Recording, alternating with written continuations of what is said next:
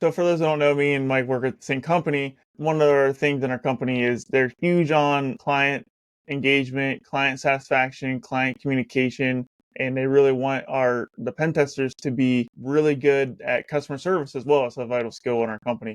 So Mike, you've worked for other companies, and I'm kind of curious on your take when it comes to pen testing and just kind of live like pen testing under a rock and not, engaging with clients or like not turn on the microphone or the camera with clients. Do you think having customer service skills is a vital skill, or do you think you can get by just like, being a pen tester in the basement? Yeah, so kind of talked about a little bit, but when I first started, I definitely had a lot of social anxiety, and I also didn't really understand like the technical aspects of it. Talking with clients, I was terrified, of talking to them, and especially when I first started, I actually had my boss there with me to kind of help me out, if there were some questions. And then as I started kind of gaining knowledge and just getting better at communicating, I started to understand how important it is to actually be able to communicate to clients. At the end of the day, we're giving them a report and then we're giving them a walkthrough and explaining these findings. They don't necessarily care about the process 95% of the time. So this is, I consider it a deliverable. This is a product of our work. I think it's important in order to get their business back and in order for them to be, happy with our company. Sometimes if you're just charismatic, maybe you make a joke or something that can make or break the entire project. That could be the difference between them coming back or not. So I do think it's important when you're first starting out. Like I said, I think it's understandable that you're going to be nervous and you might not know what to say, but these are things that you're going to develop over time. So I feel like you can probably get away with it for a little bit, but as you get more experience, I think you're kind of expected to be able to talk with clients. It's just part of the job. Yeah, I mean, I'm pretty new in the pen testing world, but client engagement really wasn't a problem with me just because I spent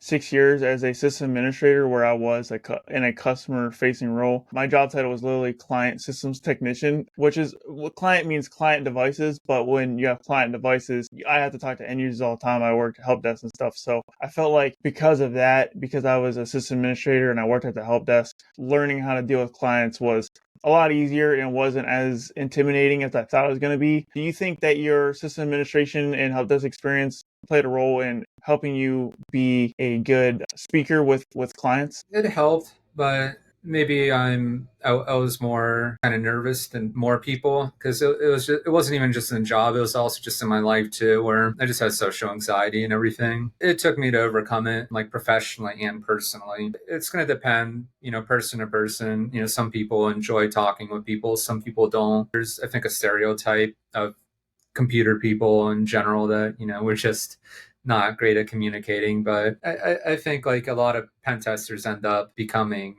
pretty good at least talking with clients just because we have to do it so often. And what advice would you give the audience to overcome that social anxiety? Get out of your comfort zone. I took that very seriously. There's a time in my life where I was like, I really need to like overcome this, and figure out how to like fix this issue. It's just not going to fix itself. Getting out of your comfort zone anyway, that's possible. For me, I started traveling by myself. I ended up doing like a trek, 110-mile trek in France, Switzerland, Italy. It was toward the Mont Blanc, so you go around the Alps. I went to Mexico, climbed 3 mountains by myself with a guide, but it was still like I went by myself, so I had to, you know, I don't speak Spanish, so I had to, communicate with people to figure out how to get around and get on the right bus and all that stuff. So I did a lot of traveling. And then something else that I did was take improv classes. That's like improv comedy. And nothing's going to get you out of your comfort zone faster than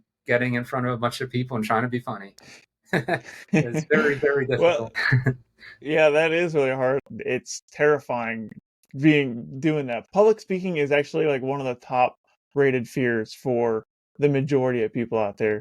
Right. So if you're listening or watching this podcast, you have social anxiety. I feel like that's kind of normal because, especially in our field, I think naturally technologists people who are into technology are naturally introverted. I'm naturally introverted. It's crazy to say because I started a podcast and I can talk to people really well, but I am naturally introverted. And the way I know that is because when I talk to people too long, I get headaches and my energy drains. So extroverts, they gain energy by speaking to people. My energy drains. So back in my last job in the Air Force, talking to customers and explaining the problem and the solutions to them all day, every day, I would just get home, my head would just be pounding. I feel like it's pretty normal to be introverted in this field, and I think it's more common than not. That's really good advice, traveling by yourself if you can afford it. I did travel by myself one time was when I got out of tech school. I went to South Korea and I made that trip completely by myself.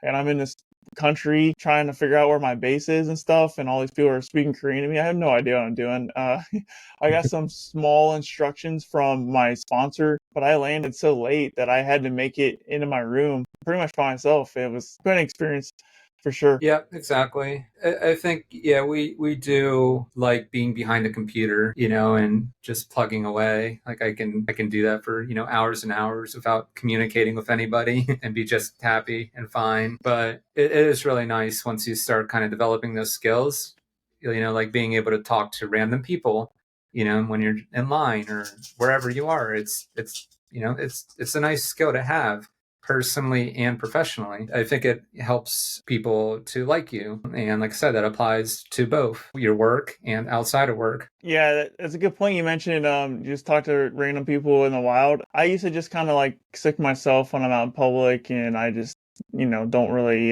talk to a lot of people. However, when I was traveling one time, I went to one of the airport bars. I just sat there and I saw a guy with he had a Green Bay Packers wallpaper on his phone.